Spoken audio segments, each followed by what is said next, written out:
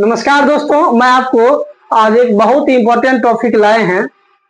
संसद, इसको इंग्लिश में पार्लियामेंट कहते हैं। संसद की जननी हम ब्रिटेन को कहते हैं, क्योंकि संसद की जो शुरुआत हुआ था, वो पार्लियामेंट की जो शुरुआत हुआ था वो ब्रिटेन से माना जाता है। अब परीक्षा में आया था संसद किस भाषा का शब्द है, तो संसद फ्रेंच भाषा का शब्द है, तो फ्रांस से लिया गया है। अब है भारत की संप्रभुता। संसद को इतनी अहमियत क्यों दी गई है? क्योंकि संसद एक बार सीए लागू किया, पूरे हिंदुस्तान को मानना पड़ा। संसद जो कानून लागू करता है तो पूरे हिंदुस्तान को मानना पड़ता है। जिस प्रकार एनआरसी लागू किया, पूरे हिंदुस्तान को मानना पड़ा। एक बार में 370 हटा दिया।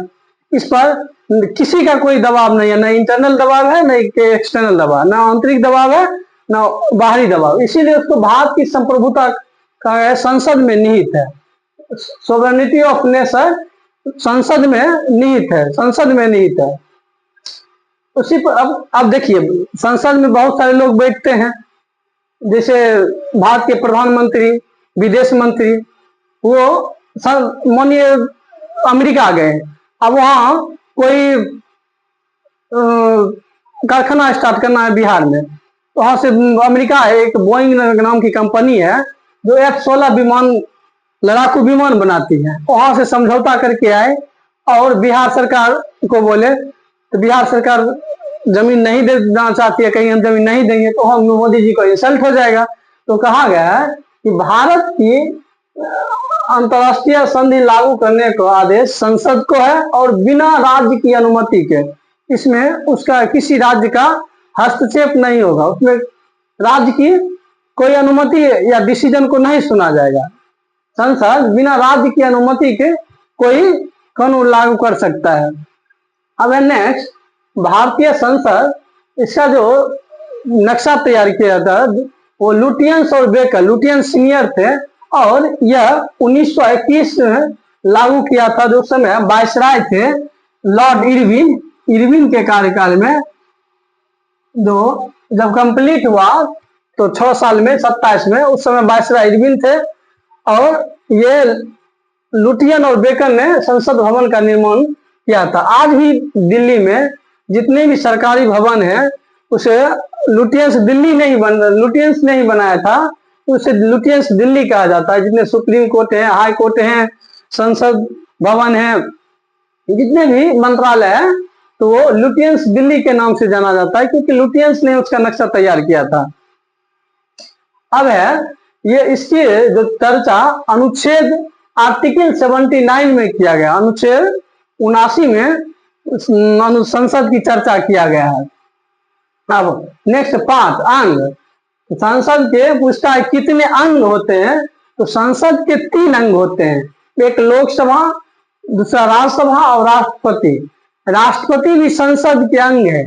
उसी में पूछता है सदन, इसको इंग्लिश में हाउस कहते हैं। हाउस कितने होते हैं, तो हाउस 2 होते हैं, एक लोकसभा जिसको इंग्लिश में लोअर हाउस कहते हैं, दूसरा राज्यसभा, इसको इंग्लिश में अपर हाउस कहते हैं। देखिए, हम ये लोकसभा और राज्यसभा को नेक्स्ट वीडियो में इसको अच्छे से डिफाइन करके बताएंगे। देखिए, पढ़ना कितना है इस पर रिजल्ट कभी नहीं होता है, क्या पढ़ना है इस पर रिजल्ट होता है। तो ये लोकसभा और राज्यसभा को नेक्स्ट वीडियो में आपको बताएंगे। अब है संसद क्या है। संसद एक बिल्डिंग है, उसमें 2 कमरे हैं, एक लोकसभा, दूसरा राज्यसभा। अब इसमें बहुत सारे लोग बैठते हैं, इसलिए उसको सदन कहा जाता है, हाउस कहा जाता है।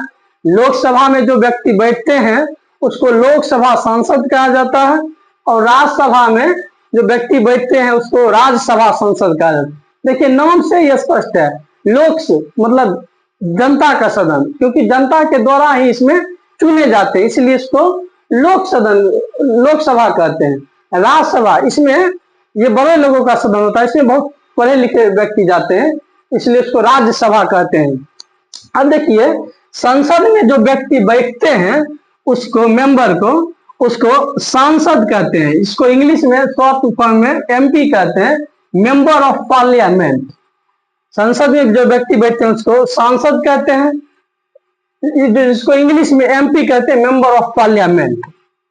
अब है यूके में, यूनाइटेड किंगडम में, ब्रिटेन में लोकसभा को हाउस ऑफ कॉमन कहा जाता है और यूएसए में, अमेरिका में लोकसभा को हाउस ऑफ रिप्रेजेंटेटिव कहा जाता है। उसी प्रकार यूके में राज्यसभा को हाउस ऑफ लॉर्ड्स कहा जाता है और यूएसए में राज्यसभा को सीनेट कहा जाता है। अब है संसद, तो बताते हैं कि बिल्डिंग कैसा है, इसके बिल्डिंग के बारे में बताते हैं। तो संसद एक बड़े हॉल को, ये बिल्डिंग है, इसमें 2 कमरे हैं